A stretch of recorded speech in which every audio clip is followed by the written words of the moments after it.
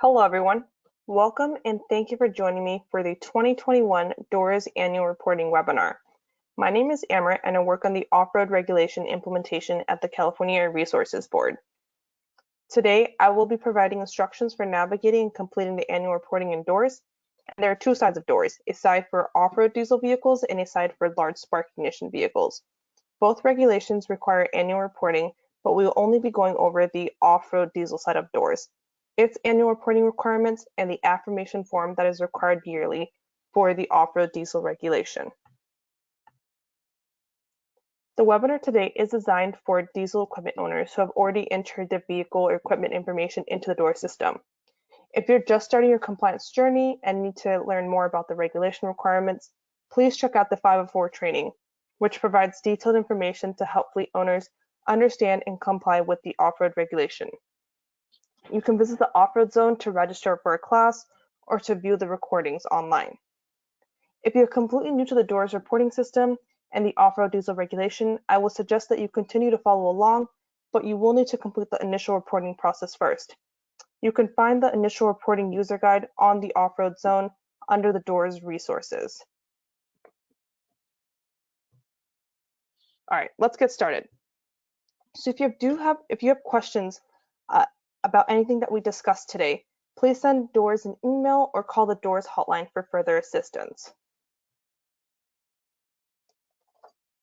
In this webinar, we will cover the annual reporting requirements, logging into your DOORS account, reporting changes to your fleet, reporting annual hour logs, submitting the e-ROR, and submitting the hard copy ROR. Next, we'll go over the annual reporting requirements. All right, as a part of the reporting requirements for the InUse off-road diesel fueled fleets regulation, fleets are required to report updates to their fleet of vehicles annually, and you must submit a form affirming that the fleet is reported accurately and is meeting the requirements of the regulation. This is a requirement of all off-road diesel vehicles with a max horsepower of 25 or greater, and that do not meet any of the exemptions stated in the regulation language. You are also required to submit a form called the Responsible Official Affirmation of Reporting, or the ROR. It is a required affirmation that your fleet is meeting the requirements of the regulation. The ROR must be submitted annually between January 1st and March 1st. If you miss the deadline, it is important that you still submit your ROR as soon as possible. We do date stamp received documents, but if for some reason you're not able to get the reporting documents submitted by March 1st, you should know that it is much better to submit your reporting documents late than never submitting them at all. And even if you have no vehicles reported in your DOORS system, if you have an account in a company still set up in DOORS, you need to submit a ROR because you're affirming that you have no off-road vehicles currently, but you may have these vehicles in the future, and therefore you want to keep your account active. And if you have any credits from previous actions on your fleet, they may be used for future compliance. Next, I actually want to go over some reg language itself. This text is pulled out of the off-road regulation. And to summarize this, it says fleets must review and update their information and submit their ROR.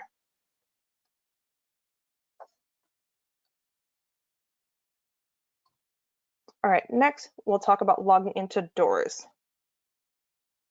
The first step to annual reporting is logging into your DOORS account. This is often the most difficult part of the whole process because people lose passwords, old staff has left the company, and so you have no idea what it is.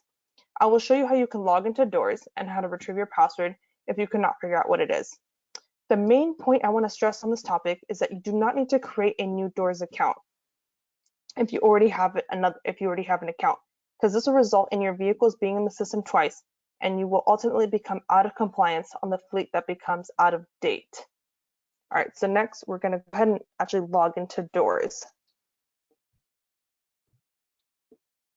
So starting from any search engine like Google, you can find the DOORS login page in multiple ways. One way is just to search CARB DOORS login. So that's what we're going to do here.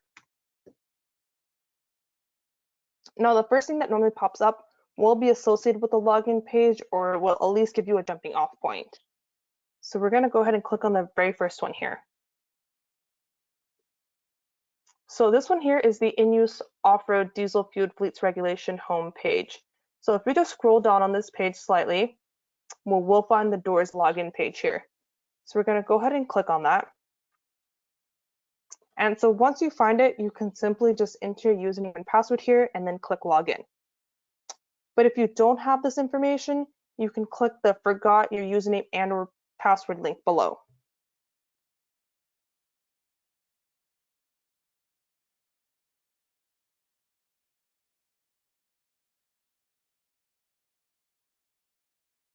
All right. So here we've got you can enter the username and email associated with the account. And after you enter these fields, the password will be sent to your email address. If you don't know your username or email, you will either need to call the Doors hotline for assistance, or you need to fill out the changing contact form. So you can get the changing contact form by clicking on the link below. Now, it is important that you fill this form out with the correct responsible official name and signature. This form will be denied if it is signed by the wrong person. The form asks for the signature of the responsible person of the company. This should be designated in your Doors account on the owner information page. If the old responsible official has left the company, or you're not sure who might be listed as a responsible official, you need to include a letter on company letterhead stating that the person who signed the form is the new responsible official. You can, however, bypass sending a letter if the new responsible official has the email domain that corresponds with the business email domain.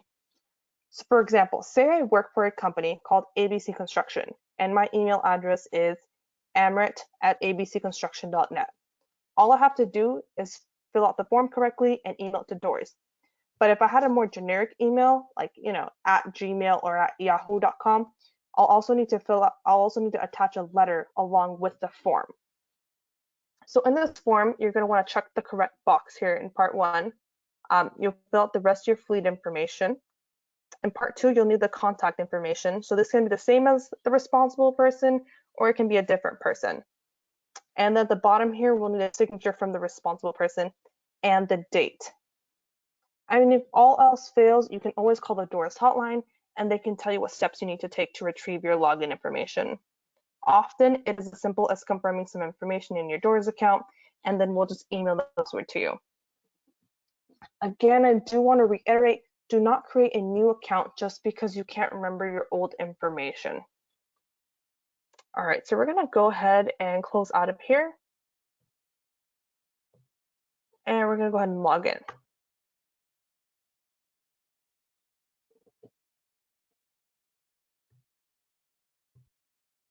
All right, next we'll go over reporting changes to your fleet. Now that you've logged into Doors and before you submit your ROR, you need to make sure your Doors fleet is completely up to date in the system. And really, this is what the ROR form is all about anyways. You are affirming that you've reported everything correctly in Doors. There are several things you want to review before you submit the ROR. The account information, owner information, vehicle information, and annual hour logs.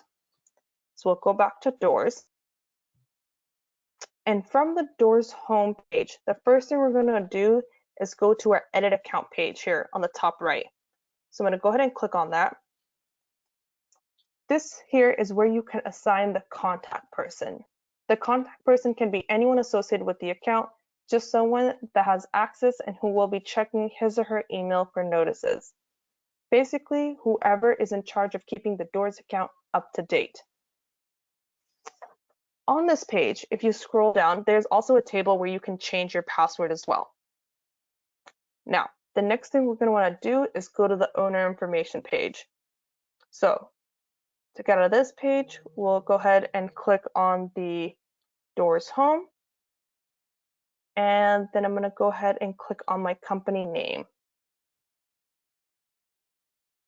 And right up here at the top, we'll find our owner information page. So I'm going to go ahead and click on that. When you're on this page, please go all the way down and make sure all the information is correct and up to date. I also want to point out to please check this box here if the company address is the same as the physical address, so you don't run into any errors when you're actually trying to save data on this page. And also here, one of the more important things is you can designate the responsible official on this page. You want to make sure all the responsible officials' information is correct and up to date. So responsible official, this person is ultimately responsible for the vehicles in this fleet. That will be the owner or partner of a sole proprietorship or partnership, or president, secretary, treasurer, vice president, or similar person in charge of principal business function. For a public agency, it means a principal executive officer or ranking elected official. For those that are reporting on behalf of someone else or a company, the designated official form might be something you want to submit to us. It is a form that you can have the responsible official sign, and then going forward, the designated official will be able to sign on their behalf for such things as the ROAR. This form can be found on the off-road zone under DOORS resources. Now, the next thing we're going to want to do is go to our vehicle and engine page. So I'm going to go back to our DOORS page. And we're going to go ahead and click on the vehicle and engine page all the way up here at the top. When you're on this page, you want to scroll all the way down, and here you can review your list of vehicles. When you're here, you want to ask yourself a couple of questions. Have you sold or retired any vehicles on this list? Have you purchased any vehicles that are subject to the regulation that have not been added into DOORS? When you're here, you just need to make sure that this list of diesel off-road vehicles matches what you own in real life. And then if you wanted to sell or retire any of the vehicles, you can just click on the sell/retire button next to the vehicle to mark it as sold or retired. Now, if you wanted to add vehicles to your fleet, you can scroll up. You can enter the EIN and the purchase date and click buy in the first table if the vehicle already has an EIN. An EIN stands for Equipment Identification Number. It's what you see off-road equipment labeled with. It will have a red label with a white number letter combination. Now, if you don't have an EIN, for example, vehicles that are new or are from out of state, you can use a second, more extensive table. You'll need to add in all the information that applies to your vehicle, so the vehicle information and the engine information. And DOORS will then generate an EIN for you. All right, now that our DOORS fleet is completely up to date, we're gonna check to see if we need to report any hour meter readings. So reporting annual hour logs. Some fleets will have vehicles that have been designated as low use, which is operating 200 hours or less in California for the year. There are also fleets that operate vehicles that run more than half the time for agricultural purposes, but not completely 100%.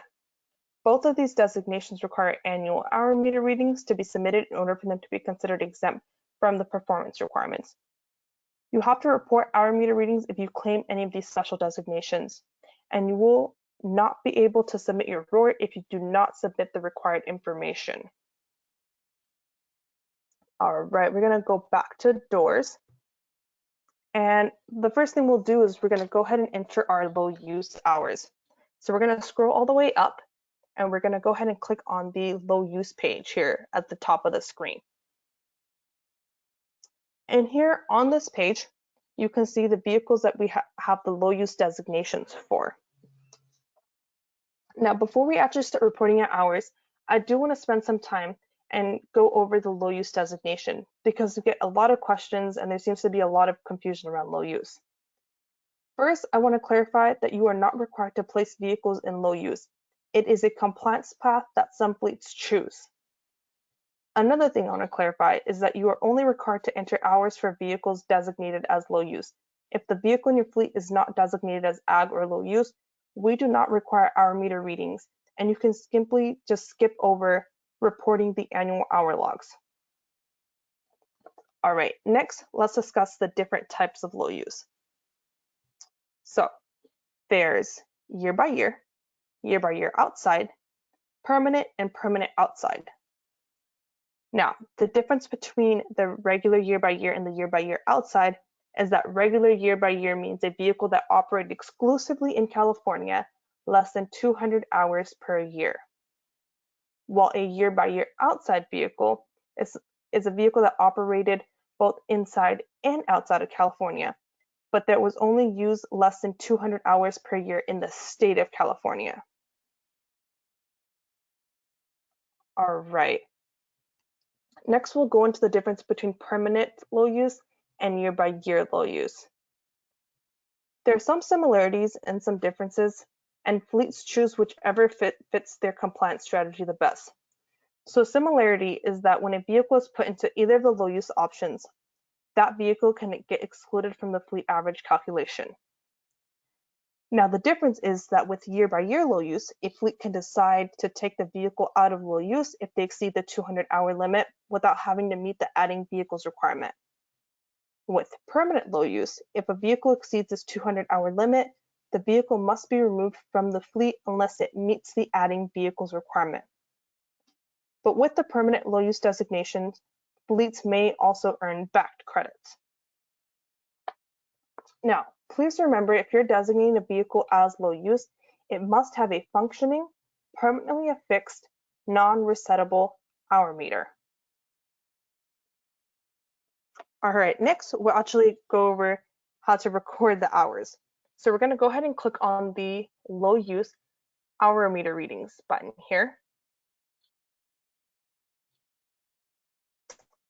All right, here we've got our low use vehicles listed, and we'll be entering the hours for 2020 since we're doing the 2021 annual reporting. So I'm going to go ahead and input our hours. Here, just keep in mind, for example, we're entering our 2020 hours, that the ending 2019 hours will usually be the same as the beginning 2020 hours. So in our case, my beginning hours were 5:33, my ending hours were 5:66. Also, I do want to point out, you want to enter the hours for both the columns before you click save. Otherwise, the hours may not save correctly and it'll show up as an error when you actually go to submit your eRoar. So please enter both these columns. Don't just enter one of them. So I'm going to go ahead and click save hours you entered. And it'll tell me that data's been saved. And you'll see right here that that my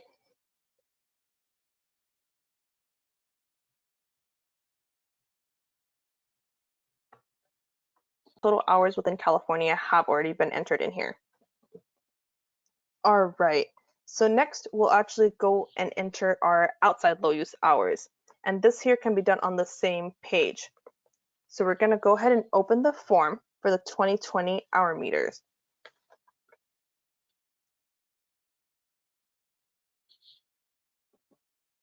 You will notice how the reporting outside low use hours is different from the regular year by year. And this is because you have the ability to submit multiple entries in the event that you entered and exited California multiple times throughout the year. So we're going to go ahead and enter our dates and hours. So let's say I entered California on February 2nd, 2020. I'm going to go ahead and press the check. And say my hour meter upon entry was 500. And let's say I exited on February 8th, 2020. I'm going to go ahead and press the check. And my hour meter upon exit was 516. And then I'm going to go ahead and click submit entry.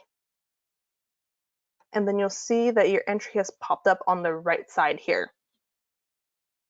Now, if you happen to make a mistake, you can just delete the entry by clicking the red X. And if you entered multiple times, you can simply just keep repeating this process. But say you did not enter California in the year of 2020, we can simply check this box, click submit entry. And again, it'll pop on the right saying you reported that this vehicle did not enter California in 2020. Now, if you're done reporting your hours, all you have to do is click close form. Now, I do want to mention that the 2021 hour meter reading is available for outside low use designation, so that fleets can keep a track of their hours over the year. Keep in mind that you only need the 2020 hour meter readings to complete the annual report this year, and that the 2021 hour meter readings is just available as a tracking tool. All right, next, let's go ahead and open up the hard copy low use form. And you can just find this PDF version here. So we're gonna go ahead and just click on that.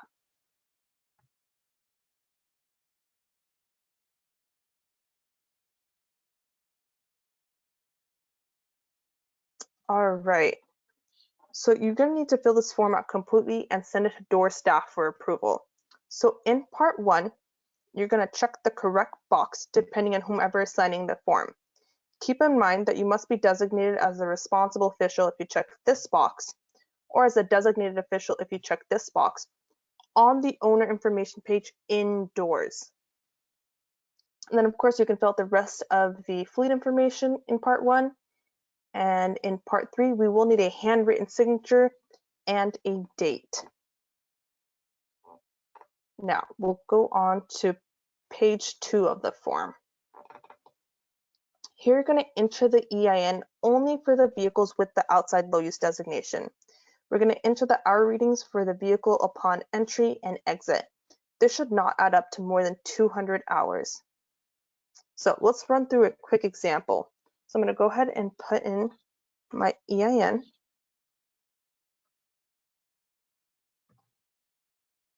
And my date upon entry was February 2nd, 2020. My hour meter upon entry was 500. My date of exit was February 8th, 2020. And my hour meter upon exit was 516. So if this is what your vehicle looked like and this was the only one that you needed to input, you'd be done, and then you can just print out the form, sign it, scan it, and email it to the door's email address. But let's say you did not operate your vehicle in California in the year of 2020. I'm going to go ahead and exit these out. So you'll definitely need your EIN there. And all you have to do is check this box on the right. And you can leave all these other 4 fields blank. Again, if this is all you needed to enter, you can just print out this form, sign it, scan it, and email it to the door's email address. All right, so I'm going to go ahead and exit out of here. All right, this concludes entering the low use hours. Now let's move on to entering the ag hours. So there's 2 ways to report the agriculture hour log. And we're going to go ahead and go over the hard copy way first. So we're going to go ahead and click on the agricultural page all the way at the top of the screen here. And we can find the PDF version of the form at the top as well. So we're going to go ahead and click on that. Again, you need to fill this form out completely and send it to the door staff for approval. So you'll check the correct box. You'll put in the annual reporting year, which will be 2021 this year. You'll put in the rest of your fleet information. And then in part 3, we'll need a handwritten signature and a date.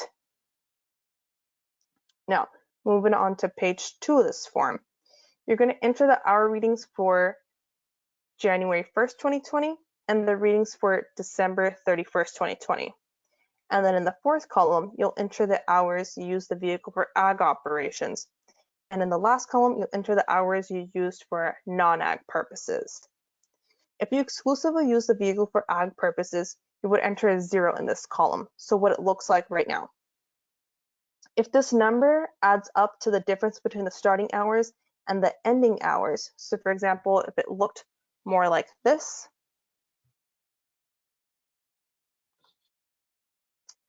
that would mean that you never used it for ag purposes and therefore it does not meet the requirements of this designation. But let's say in reality, I used it for 49 hours in ag operations and just 1 hour for non-ag purposes. Now, if this is all I had to enter. All I need to do is print my form out, sign it, scan it, and send it to the DOORS email for approval. I'm going to go ahead and exit out of here, and we'll go over how to enter the ag hours online. Again, this page is the agricultural page. You'll see how this looks very similar to the form, except that most of the information is already filled out for you, and all we need to do is enter the hours. So we're going to go ahead and enter the hour meters here. So my hour meter on January 1st, 2020 was 50. On December 31st, 2020 was 100. My total ag hours were 49, and my non-ag hours was just 1. And here's a nice little quick calculator for you too. I do want to say, please always fill out this last column, even if this number here is 0, so that DOORS can correctly record and you won't run into any issues when you are trying to submit your eRoar. So we're going to go ahead and click Submit 2020 Hours. And then it'll say data has been entered successfully. So now that our annual hour logs are updated, we'll move on to submitting the ROAR. So submitting the eRoar. Now that you've ensured your fleet information is up to date and you've submitted any required hour logs, you're ready to submit your ROAR. The first way I'm going to show you is the electronic way. You can submit your ROAR simply by logging into your DOORS account. After I go over this process, I will show you how you can submit a hard copy form if for some reason you're unable to submit electronically. There are 5 main steps to submitting the eRoar. Complete the eRoar checklist, check the white box, request a PIN, find the PIN in your email, and then enter the PIN and click Submit. So we'll go back to our DOORS page, and you can find the Submit eRoar page all the way at the top. So we're going to go ahead and click the Submit eRoar button here.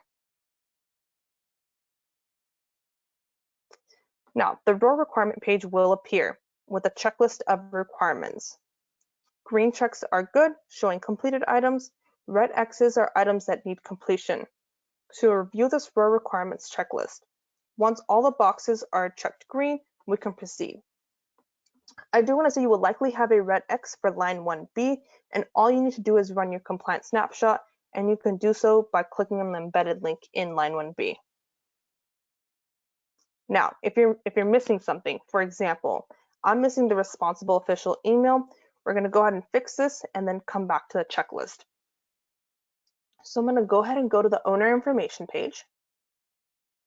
I'm going to scroll down to my responsible person email. I'm going to go ahead and enter my email. And I'm going to go ahead at the bottom of the page, I'm going to click Save Data. And it'll let me know that the owner information has been updated. So from here, I'm going to go ahead and click back on the Submit eRoar page. And then I should have all our green checks here. So that means I can proceed. So next, we're going to go ahead and check the box next to the statement affirming that we're reporting electronically. And then I'm going to click Request PIN and proceed to eRoar page. Now it's telling me that his PIN has been sent to me. So I'm going to go ahead and press OK. Normally what I like to do is I like to pull this up on my phone or just open up a new tab to look up your email. So just give me a second while I go ahead and retrieve that PIN.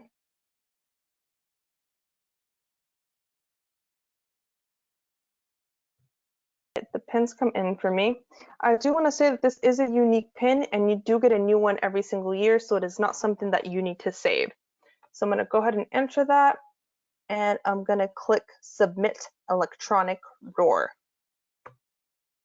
It'll ask me, you're ready to submit your ROAR electronically, are you sure? I'm going to click OK.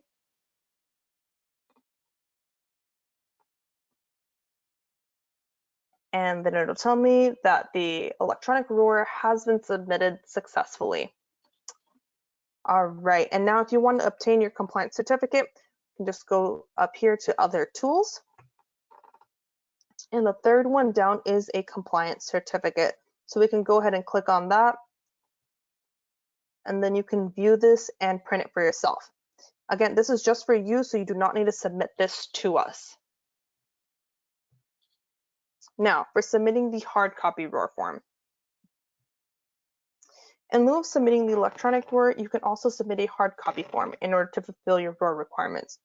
You will need to log into your DOORS account and make sure your information is up to date. You need to review the owner information and make sure your contact information is up to date. You will also need to review your vehicle list and update if you've sold or retired any vehicles or if you've added any vehicles to your off-road diesel fleet. When you submit a hard copy ROR form, CARB staff manually checks your DOORS fleet online and makes sure your information is complete. Your ROR form will be rejected and CARB staff will respond by email if you have filled out your form incorrectly or if you have not completed steps in your DOORS account. Please note, at this time, DOORS staff has limited access to documents received via mail and that fax is unavailable. The quickest way to reach us is through email. Now, to actually get the hard copy form, we're going to go ahead and go back to DOORS. We'll go ahead and click on the Submit eROR page again. And if you scroll all the way down, we'll actually see the ROR form PDF. So we're going to go ahead and click on that.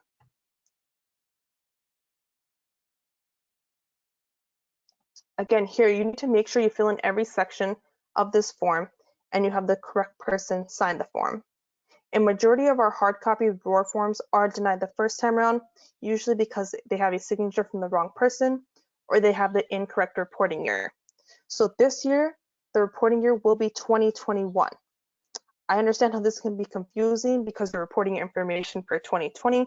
However, the reporting year is the year that you're currently in. So that'll be 2021 this year. Another thing that fleets get wrong all the time is they check the wrong box for captive attainment. Captive attainment means areas of California that have better air quality and therefore fleets are treated as small fleets. If you are a captive attainment fleet, you need to designate it as such on the owner information page. If the box checked does not match what is on your DOORS account, we will deny the form. And then for more definitions, you can just check out page 2 and 3 of the ROR form.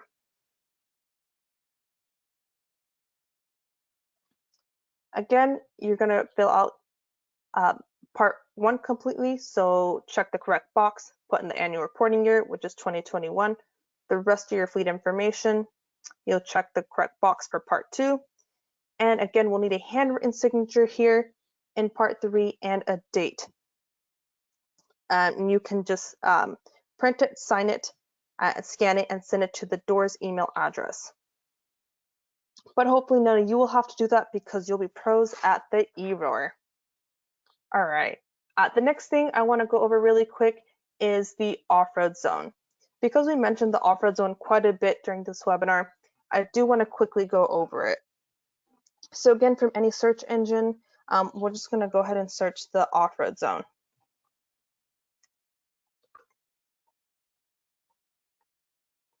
So it'll look like this. It'll say home, the off-road zone. It'll be an ARB website. So we're going to go ahead and click on this. The page will look something like this. It'll say official California off-road regulation information. So now if we scroll down, we'll find our DOORS resources. This is where you can find our user guides and forms. And then under regulation FAQs, you can find our frequently asked questions. And then under trainings and events, this is where you can register for classes or view recordings of classes like the 504 training we mentioned earlier.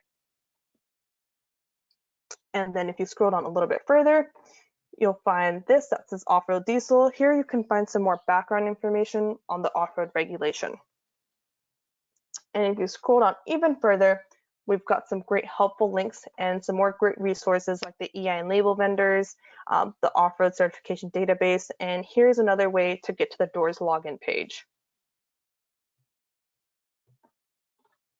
All right, this here concludes the webinar. Thank you and have a wonderful day.